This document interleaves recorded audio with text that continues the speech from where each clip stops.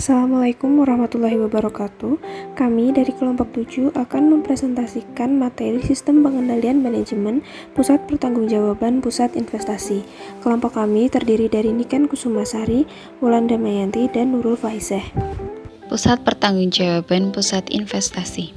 Pusat investasi adalah pusat pertanggungjawaban yang diukur prestasinya atas dasar laba yang diperoleh dibandingkan dengan investasi yang digunakan. Tujuan pembentukan pusat investasi yaitu 1. Untuk menyediakan informasi yang bermanfaat dalam pengambilan keputusan mengenai investasi yang digunakan manajer divisi dan memotivasi manajer untuk melakukan keputusan yang tepat. Yang kedua, mengukur prestasi divisi sebagai kesatuan yang berdiri sendiri. Ketiga, pembandingan prestasi antar divisi untuk penentuan alokasi sumber ekonomik. Sedangkan informasi atas dasar pusat investasi dapat memotivasi manajer divisi untuk 1. Menghasilkan laba yang memadai dengan keleluasaan untuk mengambil keputusan tentang sumber ekonomik dan fasilitas fisik yang digunakan. 2. Mengambil keputusan untuk menambah investasi bila investasi tersebut memberikan kembalian yang memadai. 3. Mengambil keputusan untuk melepas investasi yang tidak memberikan kembalian yang memadai. Masalah-masalah dalam pusat investasi. Beberapa masalah yang terjadi dalam suatu pusat investasi meliputi yang pertama, masalah pengukuran dan tolak ukur prestasi pusat investasi. Yang kedua yaitu masalah pengukuran aktiva sebagai dasar investasi. Masalah-masalah dalam pusat investasi yang pertama adalah pengukuran dan tolak ukur prestasi.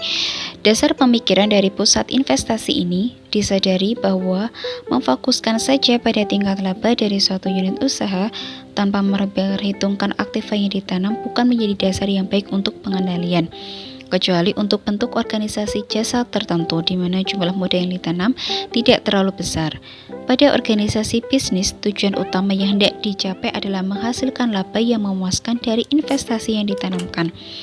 Apabila jumlah investasi yang tidak dimasukkan dalam menghitung kinerja unit usaha, maka sangat sulit bagi manajemen puncak untuk membandingkan kinerja suatu unit usaha dengan unit usaha lain atau perusahaan lainnya. Pada umumnya, seorang manajer unit usaha mempunyai tujuan menghasilkan laba. Pertama, yaitu menghasilkan laba dari sumber daya yang ada. Kedua, menginvestasikan sumber daya tambahan hanya apabila investasi tersebut menambah laba. Pengukuran prestasi suatu pusat investasi dimaksudkan untuk mengetahui sejauh mana pusat investasi tersebut dapat menghasilkan kembalian yang memuaskan bagi unit usaha dan bagi perusahaan secara keseluruhan. Tolak ukur yang digunakan untuk menentukan keberhasilan suatu pusat investasi ada dua, yaitu yang pertama return on investment dan yang kedua adalah residual income. Return on investment adalah perbandingan antara laba dan investasi yang digunakan. Dengan demikian, return on investment merupakan angka rasio di mana pembilangnya laba yang tercantum pada laporan laba rugi, sedangkan penyebutnya adalah aktiva yang digunakan sebagai dasar investasi. Yang kedua adalah residual income. Residual income merupakan jumlah uang yang diperoleh dengan mengurangkan laba sebelum pajak dengan beban investasi yang dilakukan.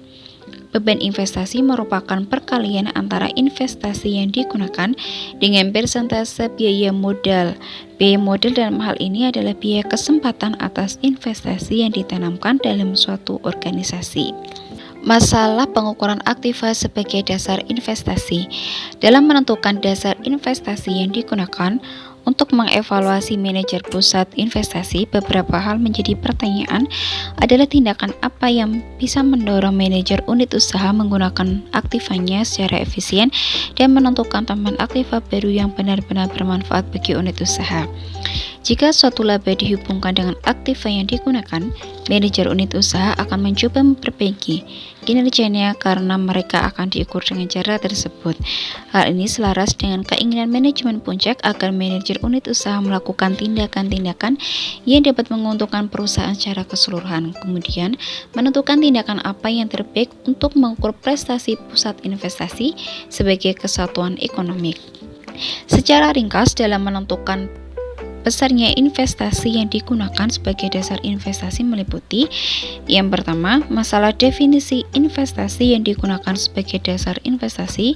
2. Masalah dalam aktiva lancar yang harus dimasukkan sebagai dasar investasi. Dan yang ketiga adalah masalah investasi aktiva tetap sebagai dasar investasi. 1. Masalah definisi investasi yang digunakan. Berbagai perusahaan memakai definisi yang berbeda-beda. Perbedaan dalam definisi investasi akan berpengaruh terhadap besarnya ukuran ROI atau Return on Investment dan RI atau Return Investment. 4 definisi investasi yang sering digunakan yaitu: 1. Total aktiva yang tersedia. Menurut pengertian ini, investasi diukur sebesar total aktiva seperti yang tercantum pada laporan keuangan divisi. Konsep ini sama sekali tidak mempertimbangkan adanya aktiva yang dibeli untuk tujuan-tujuan tertentu, misalnya tanah untuk investasi dan aktiva yang menganggur. Yang kedua adalah total aktiva yang digunakan. Menurut pengertian ini, investasi diukur sebesar total aktiva yang tersedia dikurangi dengan aktiva yang menganggur dan aktiva yang dibeli tetapi tidak digunakan dalam kegiatan operasi.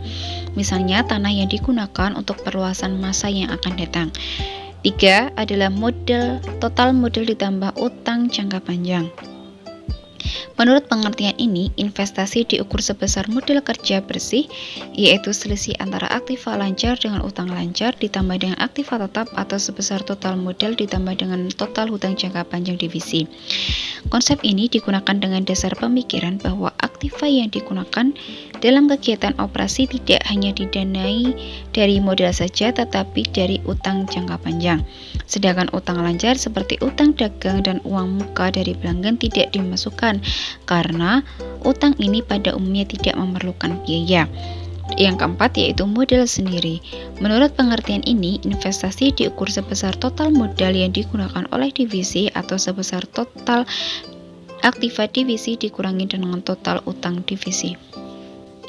2. Masalah dalam aktiva lancar.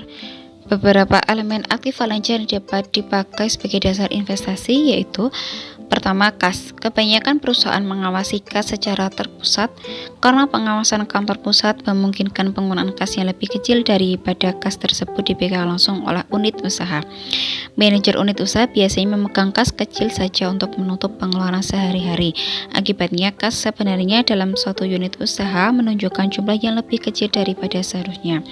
Seandainya unit usaha tersebut sebagai suatu perusahaan yang independen, biasanya digunakan formula tertentu menunjukkan kas yang wajar dari suatu unit usaha sehingga benar-benar menampakkan sebagai perusahaan yang independen. Yang kedua adalah piutang. Manajer unit usaha harus mampu mempengaruhi tingkat piutang, tidak hanya sekedar menghasilkan laba, tapi juga harus mampu menjaga jatuh tempo dari piutang yang ada. Cara yang dilakukan biasanya yaitu dengan memberi batas kredit yang boleh dilakukan oleh bagian pemasaran. Apakah piutang seharusnya dimasukkan sebesar harga khusus menunjuk petugas untuk menagih piutang. Masalah apakah piutang seharusnya dimasukkan sebesar harga jual atau harga pokok penjualan bisa menjadi masalah. Satu pihak mengatakan laba yang memuaskan dari investasi nyata pada piutang hanyalah harga pokok penjualan dan laba yang memuaskan dari investasi tersebut sudah cukup layak. Di lain pihak, ada yang berargumen bahwa unit usaha mempunyai kesempatan untuk menginvestasikan kembali uang yang dikumpulkan dari piutang sehingga jumlah piutang seharusnya dimasukkan pada harga jual.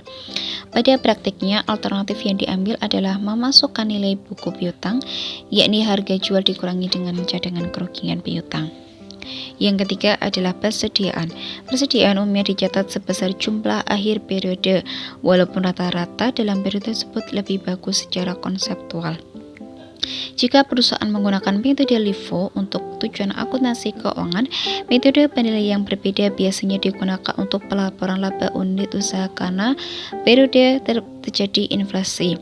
Persediaan dengan metode LIFO menunjukkan nilai yang rendah dan tidak realistis.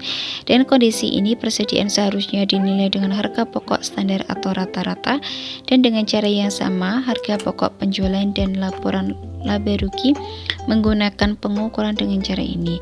Jika persediaan barang dalam proses dibiayai dari biaya yang dibayar di muka oleh langganan, maka pembayaran di muka tersebut dikurangkan baik dari persediaan kantor maupun jumlah utang. Yang keempat adalah model kerja secara umum. Biasanya ada penilaian tentang bagaimana model kerja tersebut diberlakukan. Di satu sisi, perusahaan memasukkan semua aktiva lancar dalam dasar investasi tanpa menguranginya terlebih dahulu dengan utang lancar. Hal ini berdasarkan pemikiran bahwa unit usaha tidak mempunyai pengaruh terhadap utang dagang ataupun utang lancar lainnya. Cara ini merupakan ukuran yang baik bagi pengukuran modal yang disediakan oleh perusahaan yang diharapkan dapat mendatangkan keuntungan, sehingga akan berpengaruh kepada manajer unit usaha untuk bertanggung jawab terhadap utang lancar di mana ia sebelumnya tidak mengawasi. Yang ketiga adalah masalah dalam aktiva tetap. Pada dasarnya, aktiva tetap dicatat sebesar harga perolehannya, dan harga perolehan ini dihapus dari aktiva yang masih mempunyai manfaat dengan mekanisme depresiasi. Kebanyakan perusahaan menggunakan pendekatan yang sama dalam mengukur tingkat keuntungan dari dasar aktiva unit usaha. Masalah-masalah yang terjadi dalam aktiva tetap meliputi 1. Pengaruh penggunaan metode nilai buku bersih atau nilai perolehannya atas aktiva tetap baru. Pembelian aktiva baru secara langsung akan berpengaruh terhadap besarnya ROI atau RI selama umur aktiva yang dibeli. Hal ini dapat menimbulkan perbedaan dari tujuan semula dibentuknya pusat investasi. Suatu aktiva yang telah lolos dari perhitungan secara ekonomis yang dilakukan pada tingkat perusahaan boleh jadi tidak dilaksanakan oleh tingkat divisi karena akan mempengaruhi besarnya ROI atau RI yang akan diperoleh. Untuk penggunaan harga perolehan pada contoh 7.3, di situ mencerminkan bahwa kemampuan memperoleh laba pada divisi berkurang, padahal kenyataannya ROI dan RI yang dihitung berdasarkan harga perolehannya selalu lebih rendah daripada yang sebenarnya. Penggunaan metode harga perolehan walaupun dapat juga memberikan penilaian yang objektif, tetapi juga mengandung kelemahan. Salah satunya adalah manajer akan terdorong mengganti aktiva tetap yang lama yang sebetulnya masih dapat memberikan kontribusi kepada divisi dengan aktiva tetap yang baru, dengan harapan dapat meningkatkan ROI dan RI divisinya. Permasalahan dalam aktiva tetap yang kedua adalah pengaruh pengukuran investasi dengan metode lainnya. Beberapa perusahaan tidak menggunakan metode harga perolehan buku bersih dalam mengukur investasinya.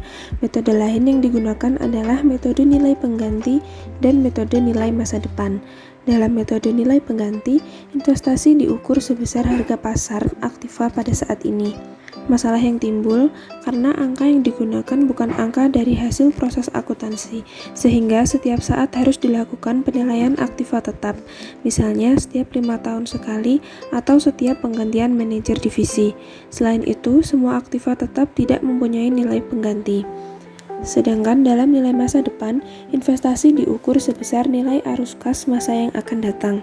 Karena masa depan memiliki tingkat subjektivitas yang tinggi, maka akan ditemui banyak kesulitan yang digunakan untuk menilai prestasi manajer divisi. Melihat kesulitan-kesulitan yang ditemui pada penerapan metode ini, maka metode ini tampaknya kurang diminati oleh perusahaan. Selanjutnya adalah aktiva leasing. Manajer yang cerdas mungkin akan memilih aktiva leasing daripada membelinya. Dengan mendasarkan pada laporan divisi XYZ pada contoh 7.4 menunjukkan bahwa laba sebelum pajak akan berkurang karena biaya sewa untuk aktiva baru lebih besar daripada beban depresiasi aktiva yang telah dijual, sehingga residual income akan meningkat karena biaya sewa yang lebih tinggi dibanding biaya depresiasi akan diimbangi dengan beban modal yang lebih kecil. Cara ini akan mendorong manajer unit usaha untuk menyewa aktiva daripada memilikinya, dengan syarat tingkat bunga dalam aktiva yang disewa lebih rendah daripada beban modal yang dimasukkan dalam dasar investasi unit usaha tersebut. Selanjutnya, fasilitas menganggur. Jika suatu unit usaha mempunyai aktiva yang menganggur padahal aktiva tersebut bisa digunakan oleh unit lain, maka dibolehkan bagi unit usaha tersebut untuk tidak memasukkan aktiva dari dasar investasinya. Tujuannya untuk mendorong manajer unit usaha menghilangkan aktiva yang tidak bermanfaat. Namun, jika aktiva tersebut tidak bisa digunakan oleh unit lain, membolehkan manajer unit usaha untuk memindahkan aktiva tersebut akan berakibat tindakan yang tidak bermanfaat. Utang jangka panjang. Pada umumnya, suatu unit usaha menerima modal secara permanen dari kantor pusat dalam bentuk dana, dan kantor pusat memperoleh dana tersebut bisa dari investor, hutang, dan juga bisa dari laba ditahan. Pada kondisi yang luar biasa, pembiayaan untuk suatu unit usaha merupakan kasus khusus. Misalnya, suatu unit usaha membangun gedung kantor menggunakan porsi hutang yang lebih besar daripada kapasitas produksi dan pemasaran. Karena modal tersebut diperoleh dari pinjaman hipotek dan jaminan aset unit usaha tersebut, maka bisa saja menghitung dana yang dipinjam tersebut terpisah dan residual income-nya dihitung berdasar aset yang diperoleh dari sumber kantor pusat, tidak berdasar total aktivanya. Beban modal. Tarif yang digunakan untuk menghitung beban modal ditetapkan oleh kantor pusat. Tarif tersebut biasanya lebih tinggi dari tarif bunga utang perusahaan karena dana tersebut merupakan campuran dari hutang dan biaya aset. Biasanya tarif tersebut agak rendah dari biaya modal yang diestimasi oleh kantor pusat, sehingga residual income unit usahanya akan di atas nol. Secara konseptual, tarif yang digunakan biasanya berbeda antara satu unit usaha dengan usaha yang lain. Namun, dalam praktiknya jarang dilakukan, sehingga tarif yang sama ditetapkan untuk semua unit. Kemudian yang selanjutnya adalah Return on Investment. Return on Investment atau ROI adalah perbandingan antara laba dan investasi yang digunakan. ROI merupakan pengukuran kinerja yang paling sering digunakan dalam pengukuran prestasi pusat investasi. Pada dasarnya ada 3 manfaat jika ROI digunakan. Yang pertama, ROI merupakan pengukuran komprehensif dalam segala hal yang mempengaruhi laporan keuangan. Yang kedua, ukuran ROI sangat mudah dihitung dan dipahami. Akhirnya, penggunaan ROI merupakan denominator umum yang diterapkan dalam setiap organisasi pertanggungjawaban yang menggunakan tingkat laba sebagai ukuran kinerjanya. Kemudian yang ketiga, data ROI tersedia di pesaing sehingga dapat digunakan sebagai dasar perbandingan. Secara formulasi, ROI dapat dihitung sebagai berikut, yaitu ROI sama dengan laba operasi dibagi investasi yang digunakan. Laba operasi di sini merupakan laba sebelum bunga dan sebelum pajak. Aktiva operasi adalah semua aset yang digunakan untuk menghasilkan laba sebelum bunga dan pajak. Aktiva operasi ini biasanya terdiri dari kas, piutang, persediaan, tanah, gedung, dan peralatan. Rumus ROI dapat dikembangkan menjadi 2 komponen rasio, yaitu margin dan turnover. Margin adalah perhitungan perbandingan laba bersih terhadap penjualan. Sedangkan turnover adalah pengukuran yang berbeda yang dicari dengan membagi penjualan dengan aktiva operasi. Dengan demikian, rumus ROI yang telah dikembangkan adalah ROI sama dengan laba operasi dibagi penjualan dikali penjualan dibagi investasi, sama dengan profit margin dikali tingkat perputaran aktiva. Kebaikan Return on Investment atau ROI. Sebagai alat untuk mengukur keberhasilan suatu pusat investasi, ROI mempunyai beberapa keunggulan atau kebaikan, sehingga ROI ini dapat digunakan sebagai pedoman oleh manajer unit usaha untuk melakukan tindakan sesuai dengan wewenang dan tanggung jawabnya. Di sini saya akan menjelaskan 3 keunggulan dari ROI tersebut. Yang pertama yaitu ROI mendorong manajer untuk memberi perhatian yang lebih luas terhadap hubungan antara penjualan, biaya, dan investasi yang seharusnya merupakan fokus bagi manajer pusat investasi. Yang kedua yaitu ROI mendorong efisiensi biaya. Manajer suatu divisi dapat menekan biaya-biaya yang tidak diperlukan dalam proses produksi. Pengurangan biaya ini secara otomatis akan meningkatkan laba dan ROI divisi. Yang ketiga yaitu ROI bisa mengurangi investasi berlebihan pada aktiva operasi. Kelemahan Return on Investment di samping kelebihan, metode ROI juga mempunyai beberapa kelemahan sebagai pengukur keberhasilan pusat investasi. Adapun kelemahan return investment yaitu yang pertama, ROI tidak mendorong manajer untuk menerima investasi proyek-proyek yang akan menurunkan ROI defisi walaupun akan meningkatkan profitabilitas perusahaan secara keseluruhan, sehingga perusahaan hanya akan menginvestasikan dananya kepada proyek-proyek yang dengan tingkat ROI tertinggi. Meski proyek tersebut tidak terlalu meningkatkan profitabilitas perusahaan secara keseluruhan. Yang kedua yaitu ROI mendorong manajer divisi untuk memfokuskan diri hanya pada jangka pendek tanpa memperhatikan kepentingan jangka panjang. Contoh, jika suatu perusahaan mengalami penurunan penjualan dan ROI dari yang ditargetkan, maka biasanya beberapa tindakan berikut diambil oleh seorang manajer, yaitu yang pertama memotong gaji, memotong anggaran iklan, menunda semua promosi dalam jangka pendek, yang keempat mengurangi anggaran pemeliharaan, yang kelima menggunakan bahan baku yang lebih murah. Dalam jangka pendek, tindakan tersebut mungkin bisa mengurangi biaya dan menaikkan pendapatan dan ROI. Namun dalam jangka panjang, tindakan seperti ini dapat merugikan perusahaan karena akan mempengaruhi kinerja perusahaan secara keseluruhan. Residual income atau RI. Residual income adalah selisih antara laba operasi dan jumlah kembalian uang yang diharapkan atas aktiva operasi perusahaan. Penggunaan metode ini akan mendorong manajer divisi untuk memaksimalkan residual income, bukan besarnya persentase ROI. Jika pada penggunaan ROI, manajer akan menolak usulan investasi yang akan menghasilkan ROI di bawah ROI yang diharapkan, meski secara keseluruhan akan menguntungkan perusahaan.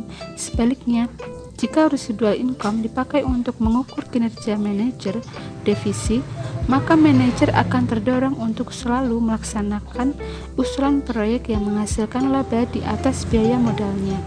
Secara skematis, residual income dapat dicari dengan cara sebagai berikut.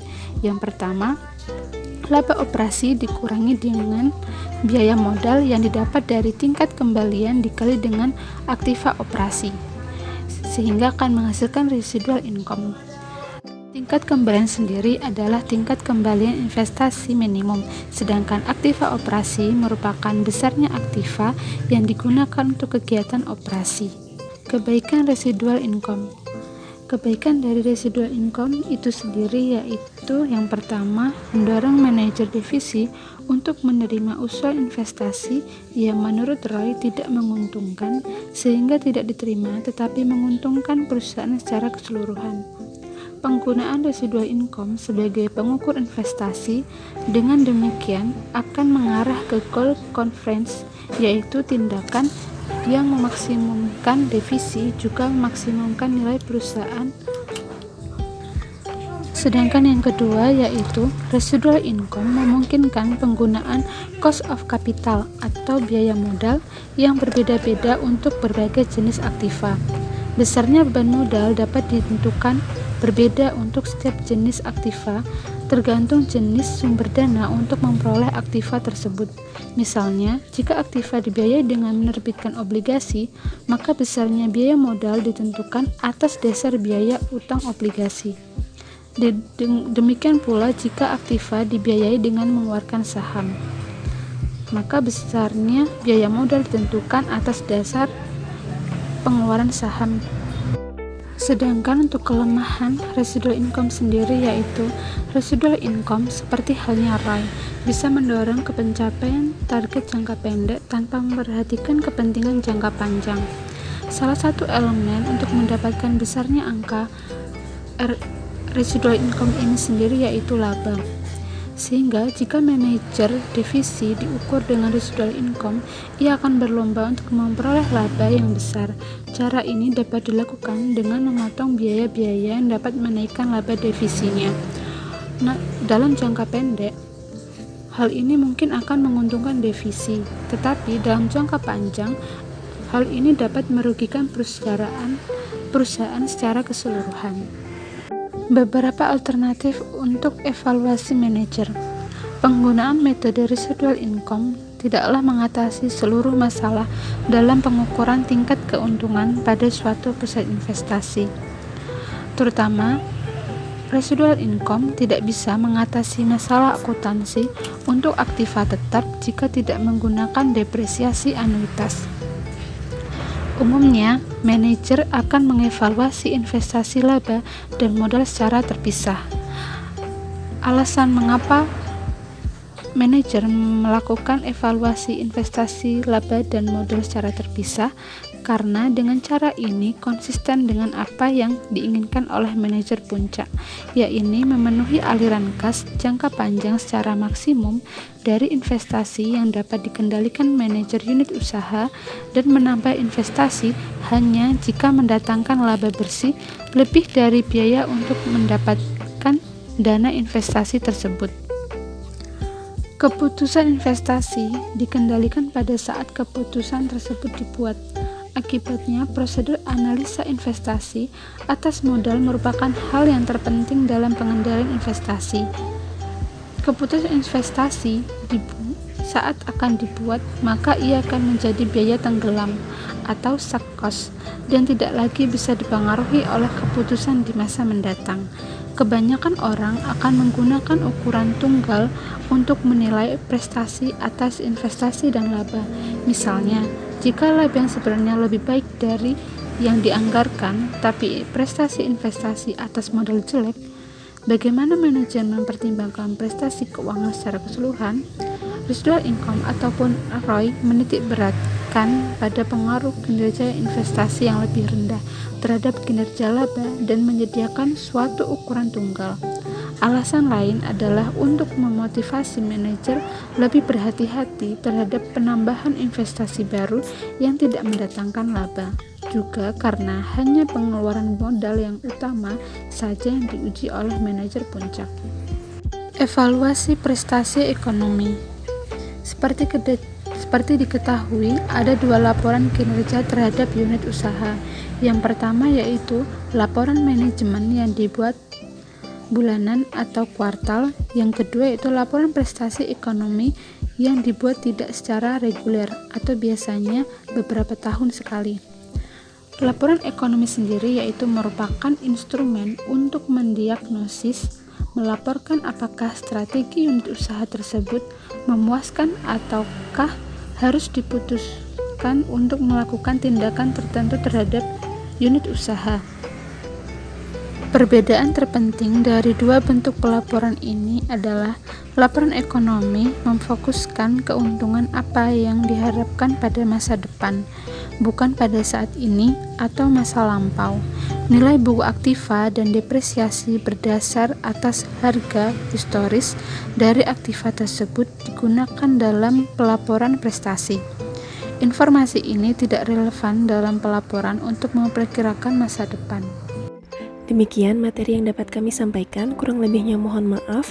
Terima kasih atas perhatiannya. Wassalamualaikum warahmatullahi wabarakatuh.